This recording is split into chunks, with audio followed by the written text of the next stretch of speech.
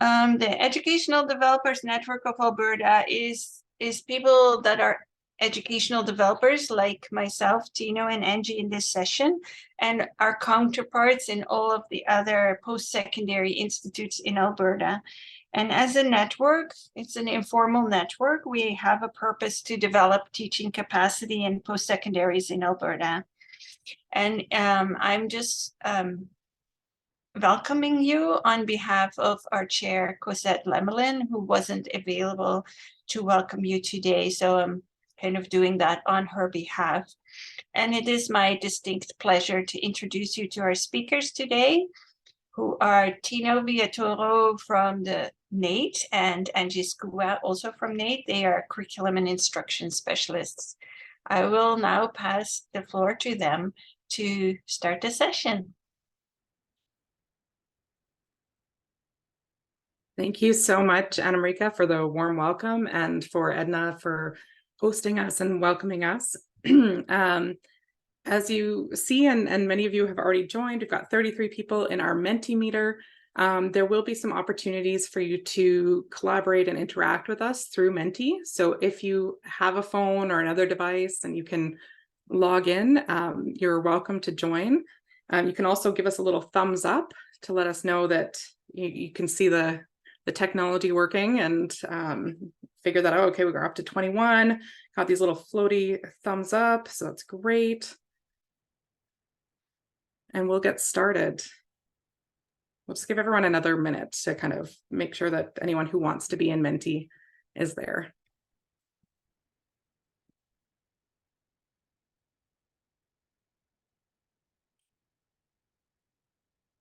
All right, I'm going to go ahead and go to our next slide. So Tino and I are joining you here from Misquochi-Waskagan in Treaty 6. That's Beaver Hill House, also known as Edmonton. But we thought, since everyone is from all across the province and possibly beyond, we'd start before we do our land acknowledgement, that we kind of see where everyone is calling in from. So if you are using Menti, you can tell us in there. If you want, you can also write it in the chat instead.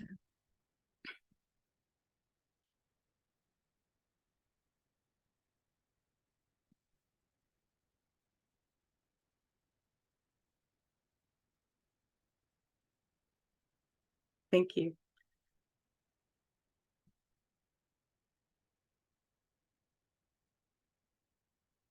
So it looks like Treaty 6 is dominating in Mentimeter anyways. So way to go, Treaty 6. Just kidding.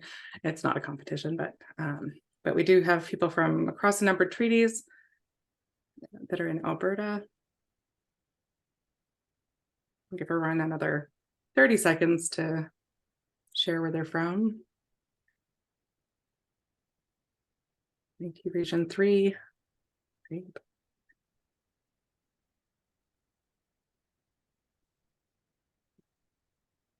Welcome everyone from across these lands that we're so privileged to be able to share on Turtle Island. I'm going to go over to the next slide. Tino is going to start our land acknowledgements. Yeah. Thanks everyone for participating. It's a good check of the tech, but it's also a great way for you to share where you're joining us from. So I'd like to respectfully acknowledge that I'm situated on Treaty 6 territory. It's a traditional homeland for the First Nations and Métis people.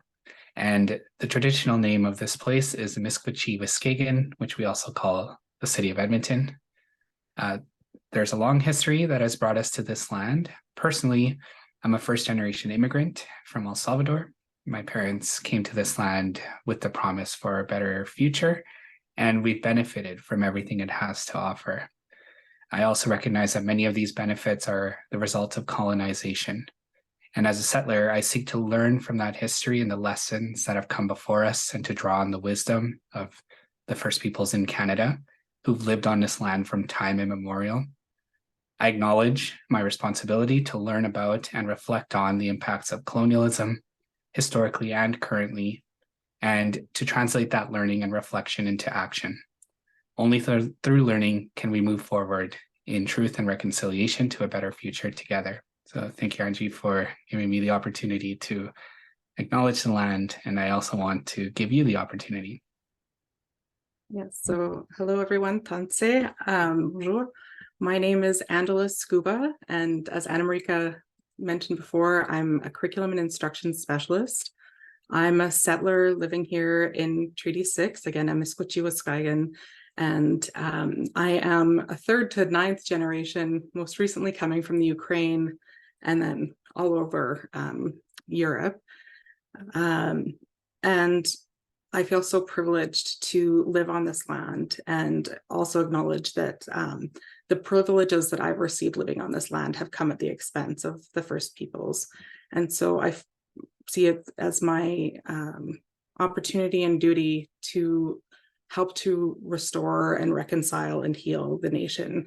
And I am so grateful to the First Peoples that I get to work with, live with, talk to every day, my brothers and sisters that share their wisdom with me as well. And so when we talk about co-creating learner agreements, I think that it highlights that need for reciprocity that I have learned so much about from my friends and colleagues. And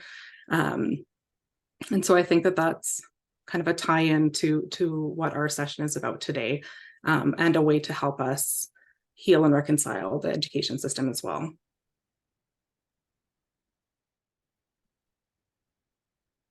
So Angie and I want to start off by asking you, and of course, if you're in Menti, you can answer the question in front of you. Do you use learner agreements in your classes? No. Yes, you outline expectations at the beginning of term, or yes, I co-create them with my students, acknowledging that there's a diversity in experience and with learner agreements and with co-creation of learner agreements out there.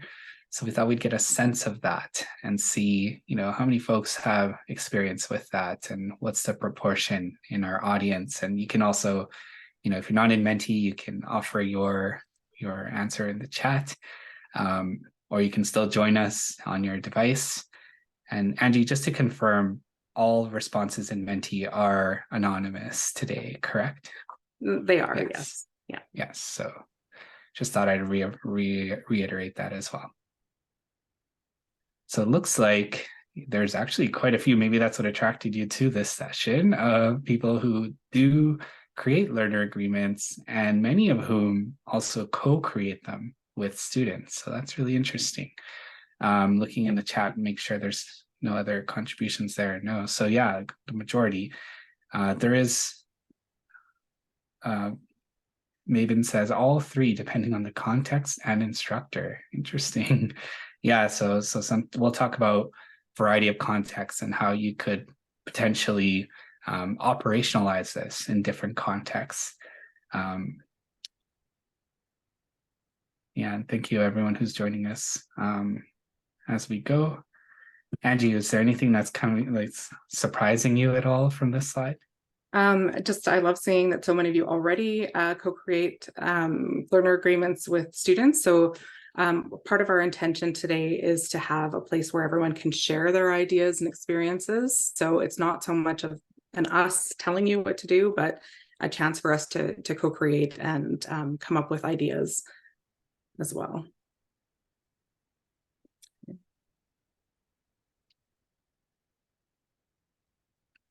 So to start off, we thought we better just make sure everyone is aware of what we mean by learner agreements. So learner agreements can be those kind of class rules, guidelines. Sometimes they're referred to in the syllabus. Sometimes they are things that are orally produced in class. But basically they outline expectations and accountabilities, and often will also outline consequences or how things will be addressed. So if you've used them before or been in a class where you have used them, we would ask, what are the benefits of co-creating a learner agreement? So why would we want to, instead of just providing students with a list of rules or classroom guidelines, why might we choose to co-create learning agreements with our students?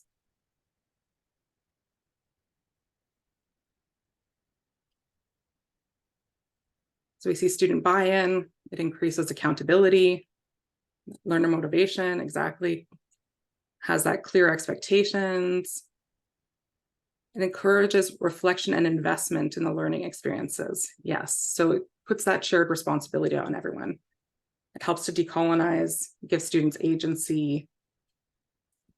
Yeah, active involvement for students.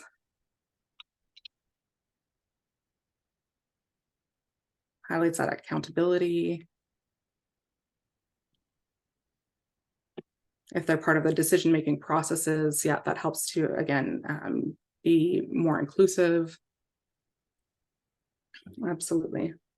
Yeah, I don't know Sometimes about you, but if I'm a part of creating some of those guidelines and rules, then I feel like I have a more buy-in for sure. I'm seeing that reflected in a lot of the answers here. Sorry to interrupt, Angie. It's No, just no. coming to mind. Yeah. This is how we ruled, so Yeah. Yeah. Yeah, and I love this, that sometimes the meaning of statements is not shared, right? So sometimes if you have just a set of expectations in a syllabus, what punctuality means to you might be something very different to a student, or between, as a student trying to navigate between 5 or 6 different instructors, definitions of punctuality could be a challenge as well. And what does that mean, and how, Tino comes from a health background. What does punctuality mean to you, Tino? For us, it means that you are, well, I come from a med lab background specifically. So for us, we'd have to be in our gowns with PPE on at the bench when the shift starts for that sort of exchange of information with the previous shift. So it didn't mean in the hospital or in the lab building, and it didn't mean in the locker room. It meant at the bench, ready to go, sort of thing, right? So those kinds of expectations are important to sort of clarify and sort of have a shared understanding for sure. Yeah, and for me, I don't function well on settler time. I've lived in many different countries, and it's kind of an anomaly that we have everything scheduled to the minute here. So for me, I was like, you come in 5-10 minutes late, that's fine. That's the way of the world. Things happen. So, for a student to have to navigate between all the different kinds of expectations and different situations can be really challenging. So co-creating a learner agreement helps to get everyone on the same page and make sure that we know that everyone can kind of come to that same understanding. Yeah, we've got things, create two-way streets. Absolutely, it can be a universal design. I like that idea too, at the end there. Sorry, Angie. Oh, let me go back.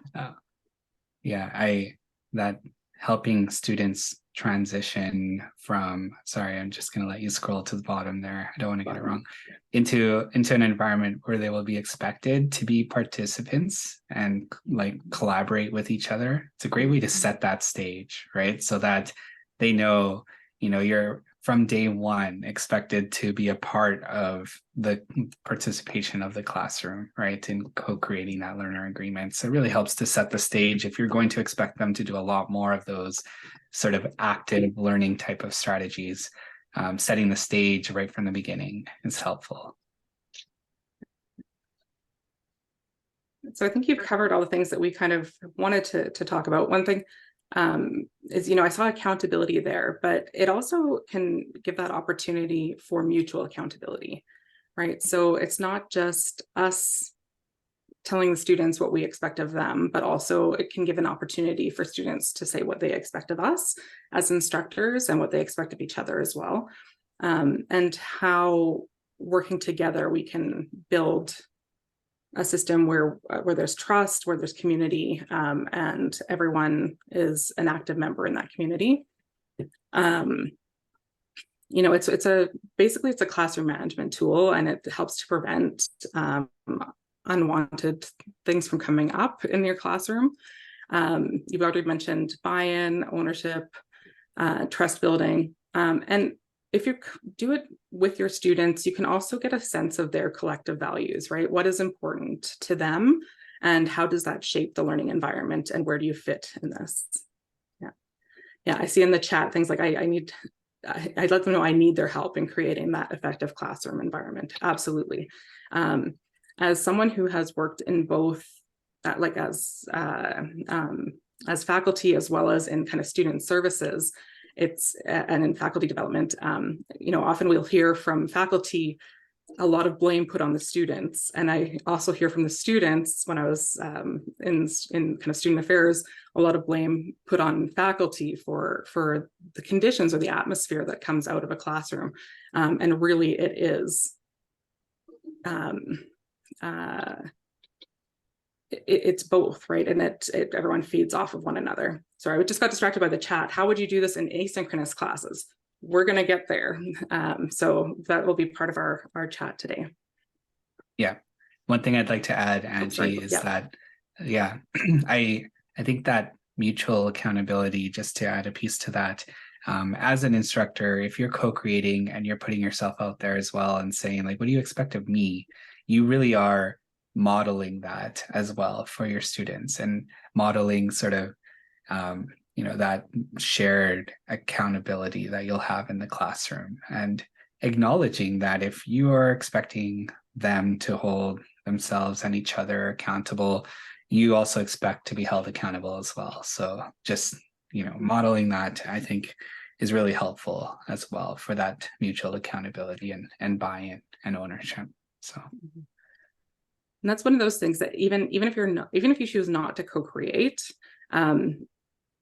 a recommendation that I heard from one of our amazing specialists at NAIT, Gifty, she said, if you're putting rules or guidelines in a syllabus, if you have, like, you must reach the deadline, what is the thing that you're doing that's kind of the equivalent? Like, I will always get things graded by, I will tell you what my deadline is. If I expect you to come to class on time, I will also be on class on time, right? And so what is the kind of parallel between the things that you would expect of students and what they can come to expect of you? Yeah, love it. Am I good to go to the next? Oh yeah. I'm gonna keep doing that to you. No, that's perfect. That's a good reminder that I have all the power of advancing slides. So. Yeah. So Anita put a reference or put a link directly to this PDF of the handout in the chat. I believe also you can you on your end of Menti, if you are in Menti, you can also click on the handout hyperlink to access it as well. So this is one example of a way that you can have students reflect on past experiences, their best and their worst, and help to sort of then generate or brainstorm with ideas about what the atmosphere was like in those best and worst experiences. What was it like from like the instructor perspective, from the students, and the atmosphere of the classroom itself? And reflecting on those past experiences, best and worst, really helps to sort of kick off the conversation of, okay, if this represents some of your worst experiences and what instructors did, what students did, what the atmosphere was like, what would we like for this classroom? And what would we maybe potentially want to avoid for this classroom if it's going to be detrimental to your learning? Hi, how are you? And so, good, thanks. How are you? Good, thanks. What can we get for you? I placed a mobile order for Julie. For Julie? Yeah. Awesome. I want a mobile order. Thank you. I know. Can you add Tino to that mobile order? I'd like some tea, steeped tea, please. Yeah. I just ran out of my coffee, so it'd be great. So yeah, if you have them begin by brainstorming what those experiences were like, you can then kick off the debrief and develop sort of consensus around what you expect for your current learning environment, and discuss how potentially, like Angie said, once you develop and co-create those guidelines, how you're going to hold each other accountable as well. So what you'll see in the handout are 2 examples of how you could facilitate this type of activity. We put sort of examples of ways you could do it in person, if that's sort of the modality that you're delivering your classroom in, or online in a virtual workspace. So there's a couple options there of how you might want to facilitate a session like this at the beginning of your your term or your class sort of experience. Yeah.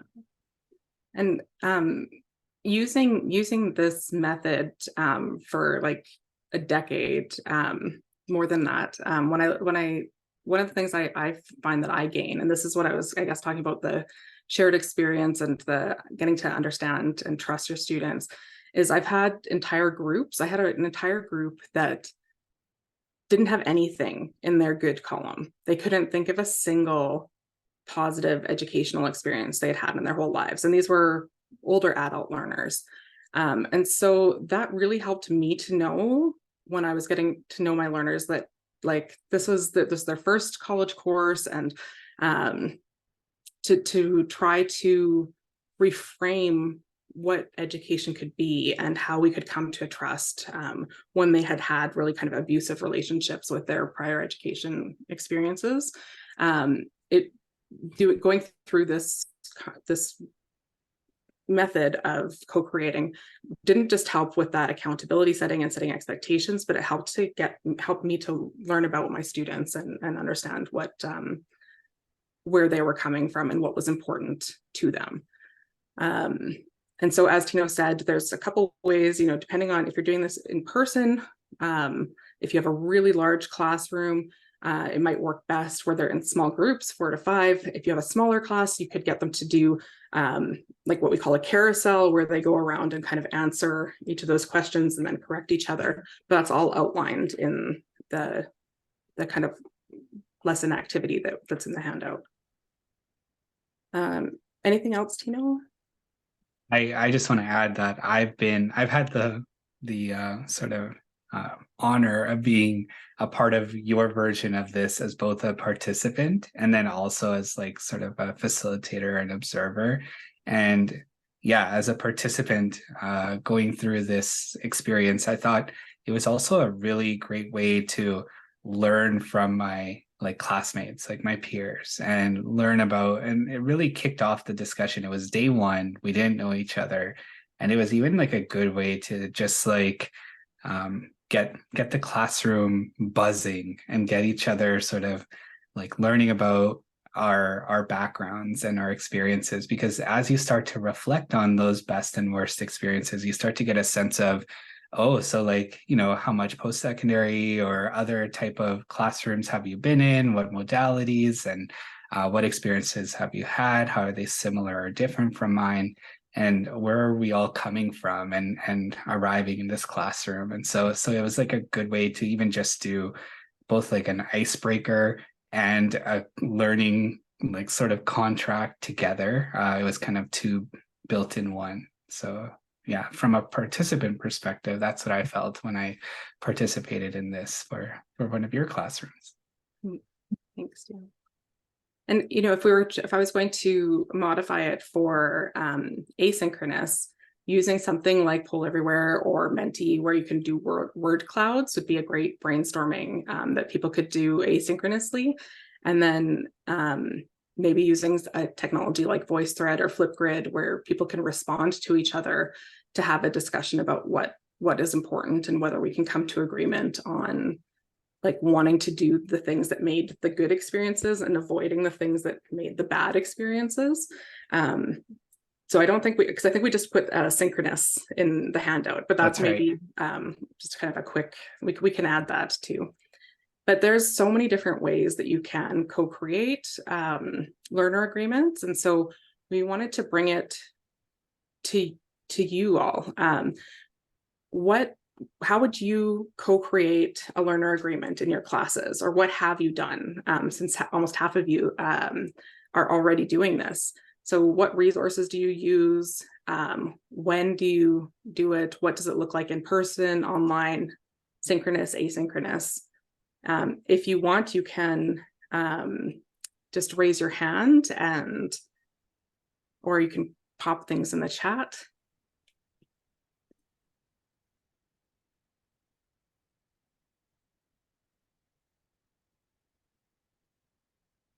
I know some of you must be proud of what you're doing.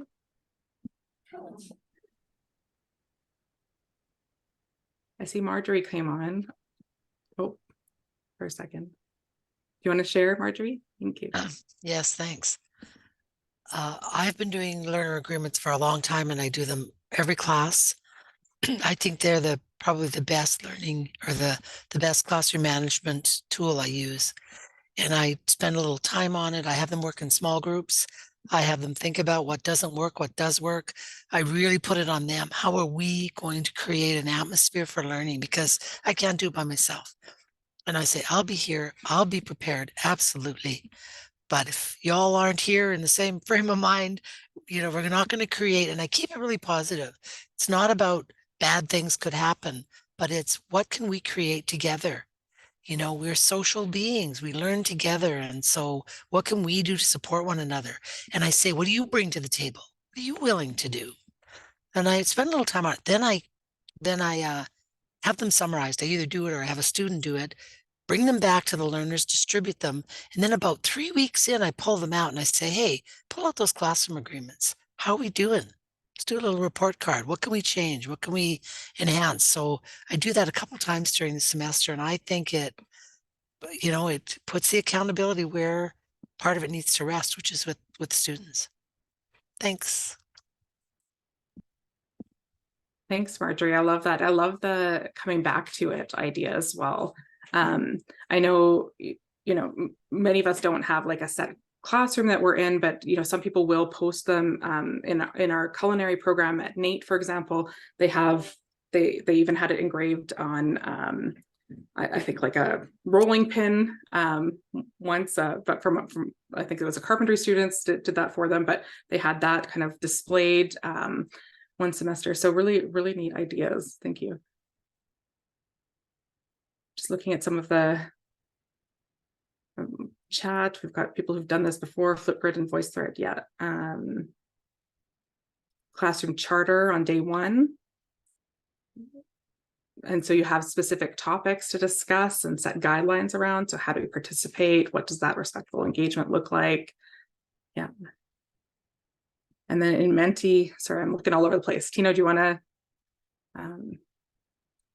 Yeah, I'm seeing some interesting things in Menti. So, for example, using like a quiz in your LMS to have learners answer questions about expectations, and then sort of summarizing or theming those expectations as well as a potential way to do that, potentially asynchronously, right? So when they are able to, a survey could be another way to sort of gather those ideas and start to theme them.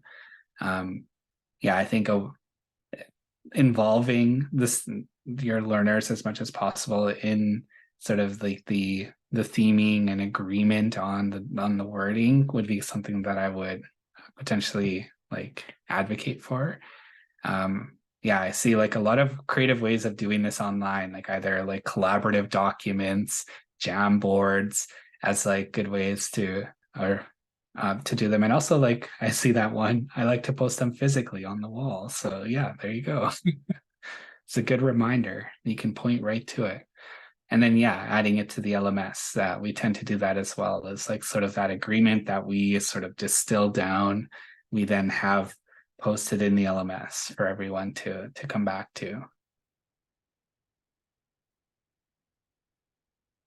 See also that people are seeing the value of doing it early to set the tone for the class. Yeah, it really does set that trust as well. And without going into too much detail, I learned a lot from a course in Athabasca University that was called Creating a Working Alliance. And one of the big things that I took away from that is that when you're trying to work with students or advisees or counseling patients or clients, agreeing on the goals and agreeing on the tasks are so important. So sometimes when doing this too, I'll say, like, for example, with those students that had never had a positive experience with an instructor, I said, like, my goal is to be there. First of all, to turn that around, to turn that experience around, to make this like a positive experience, and for me to be on your side, right? It's not a me against you kind of thing. I'm there with you, and if you succeed, I succeed, right? And so sometimes having those, it can lead to those broader goals too, where you can show actually you're trying to do this and we're also trying to do this. And then we all want that, we all want a positive scenario, right? We all want to leave the class feeling like it's been a good experience. So we can share that goal. And then these things that we've brainstormed are tasks to help us get to that goal, right? These are the things that we agree to that we can work on together.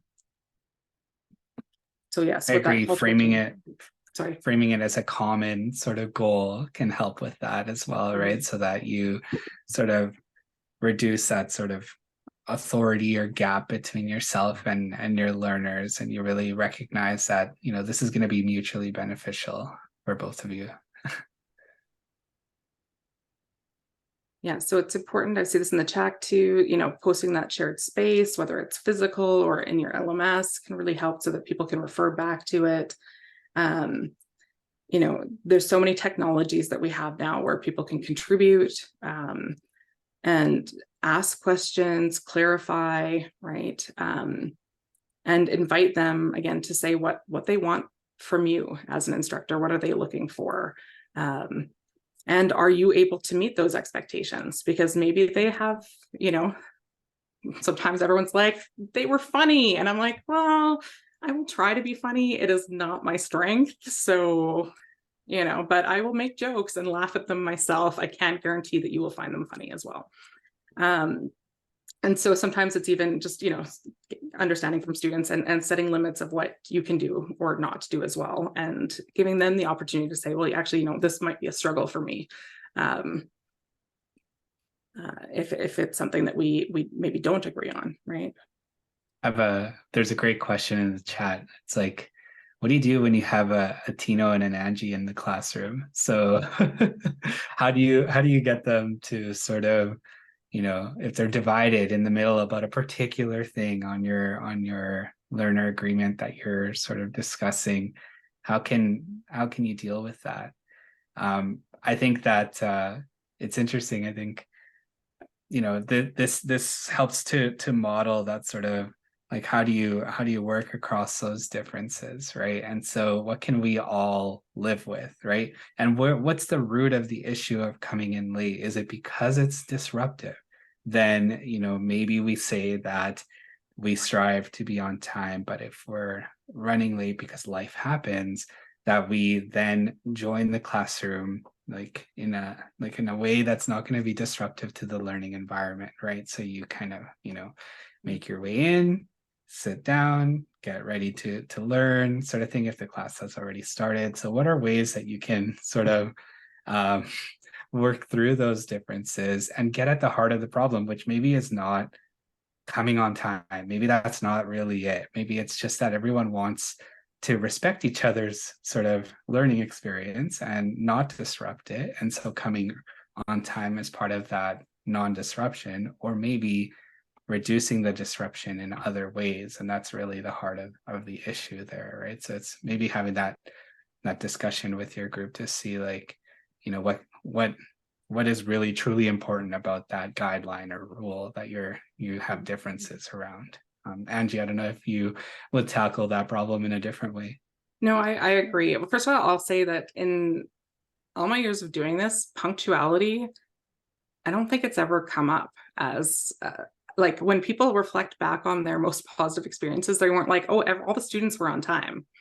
You know, they don't usually think about it that way, but it's often more things like where people are compassionate with each other and supportive of each other. And so when there are, so it often leads to more kind of like principle-based guidelines and agreements. And so when you think about, like Tino said, what would be the principle behind that we've agreed to? Maybe it's being compassionate and supportive, it might be being respectful. And respect is one of those things you need to unpack, right? Because it's so, you know, sometimes folks will think that it's common sense, but it's not common to everybody, right? And so as someone who's neurodivergent, trying to like navigate some of those nuances can be a bit of a challenge. And so I always appreciate when those intrinsic, what's it called? Hidden I don't know, my words are gone, but like when we make the implicit explicit, right, it can help to get that understanding. And so when there's a divide, sometimes we can, like Tino said, just go back to what is important in this, what is in conflict. Also going back to their goals. So why are you here? Right. So someone said, when you're looking at those expectations and things are not aligned, right? So I definitely had students who would say, like, I was like, what's your goal for being in here? And they're like, I'm just at university so that I can spend time with friends. They're like, my parents don't let me, go out unless it's to university. Like, they say that this has to be a priority, but this is the only way I get to see my friends. And so I was like, okay, well, let's work with that then. So you're not here trying to get an A, but you do want to stay in the university, which means you need to keep your GPA at a certain level, right? So I'll still try to find some way to kind of come to agreement on their goals with them that way, so that at least everybody wants to pass, right? So even if you're not there for like the scholarship or they're there for other things, it's kind of understanding what different students want and seeing where that commonality is and that agreement can come from.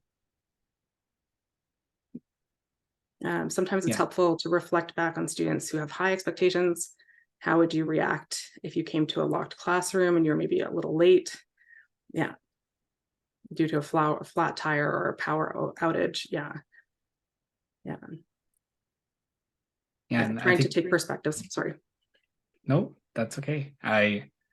Sorry to interrupt. I thought that second piece was important too, about like getting at the heart of where that expectation is coming from. Is it really about, like supporting your team in the lab, right? And being punctual as part of it, goes hand in hand with that sort of being a collaborative member of the team or something. And who are you letting down when you're not on time, sort of thing. So, and like, how can we mitigate that? What are some of the expectations we can have for that, right? And what is some of the room that we can build in for things like emergencies or these one-off sort of things that happen, because they do, right? So yeah, Ben.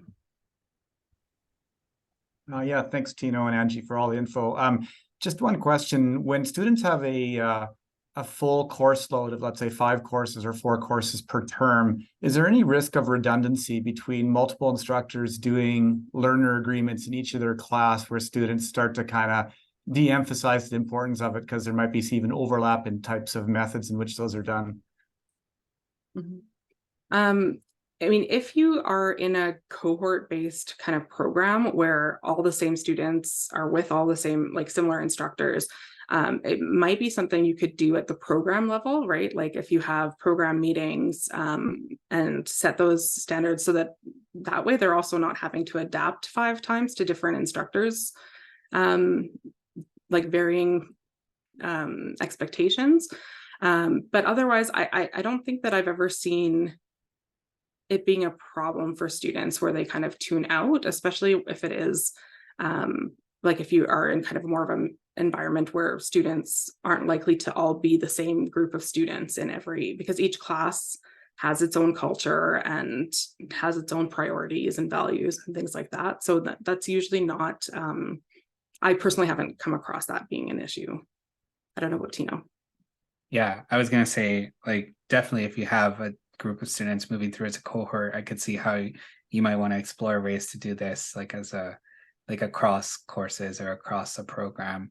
But like you said, even course context can vary. Like if you have labs in one and not in the other, then you might have sort of differences in what you see come up in terms of the learner agreement, right? So I don't think it's as much of an issue. If anything, it helps to clarify the differences between expectations class to class. No, thanks for that. So I know we're down to only 5 minutes left. So we thought we'd ask, like, did we convince you? Do you feel like you're confident? I know many of you were already doing co-creating learner agreements. Is there anybody who's a no? It's okay. It's all anonymous. it looks like most of you are willing to give it a try. If you have any questions, you can always ask Tino or I or your educational developers at your institutions as well. Marjorie, I see your hand up. Sorry, I didn't mean to raise my hand. I just wanted to applaud. Oh, okay. Thank you. I found it very interesting and affirming. Great. Yeah, I think that everyone's doing wonderful things, and you know, just seeing, we will share the results of the Menti too. So if you want to look back at what others have tried and want to try new things yourself, beyond what we've put in the handout, you can see some of those ideas as well. All right. Seems like everybody who's still in the Menti said that they would be willing to try it, so that's great. Are there other resources that you need? Anything that we could help provide to you know, to help you start that, or try doing co-creating a learner agreement? Just give it, you know, we're supposed to do the 30 seconds of silence. Silence is not my friend, but I will try. So some examples of learner agreements. Yep. Could definitely provide that too. There's a long question in the chat. Oh, I just see that. Okay. I have a question as well. We know classrooms aren't safe spaces for all. I think it's a good idea of me and my views on day one, but I'm wondering about students who don't feel comfortable sharing their bad experiences out loud. Yeah. I want co-created learner agreements to address these issues. Yes. And ideally, I'd like all students to consider them.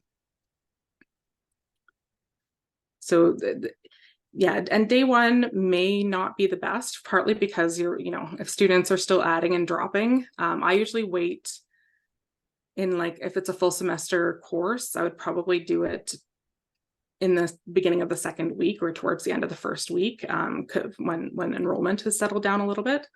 And I think giving folks the, like, so because Tino and I are the courses that we teach, and we usually do this in, it's you know, intensive 2-week course, we do it right off the bat with faculty. So there's also different levels of maturity, but almost always issues of racism, homophobia, things like that come up.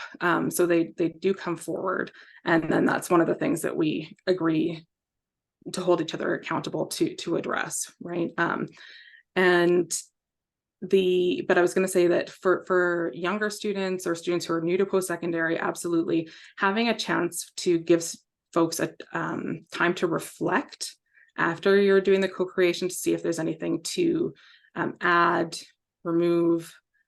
I always find that I'm also brainstorming with them. Like, so if something doesn't come up, then we want to make sure that we're hitting on those topics as well to make sure that that's captured.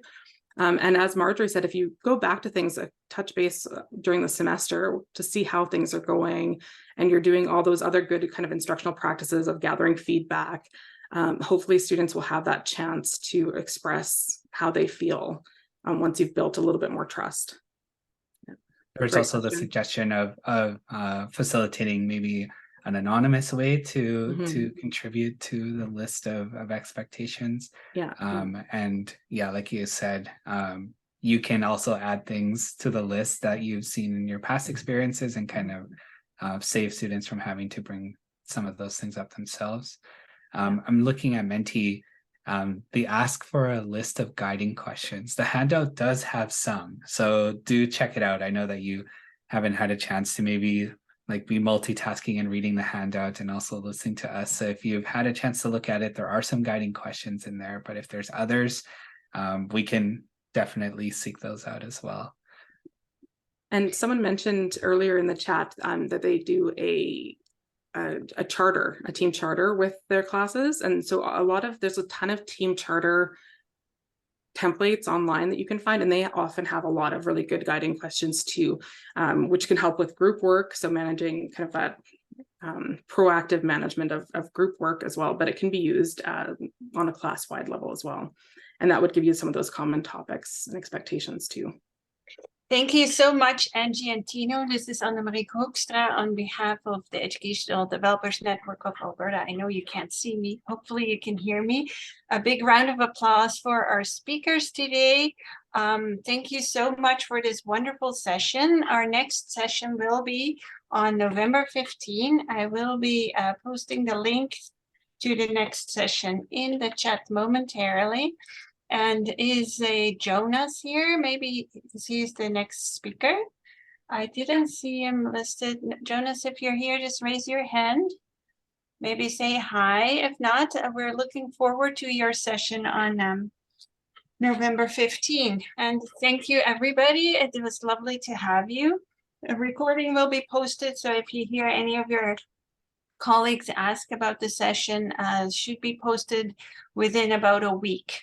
Have a good rest of your day. Thanks for joining.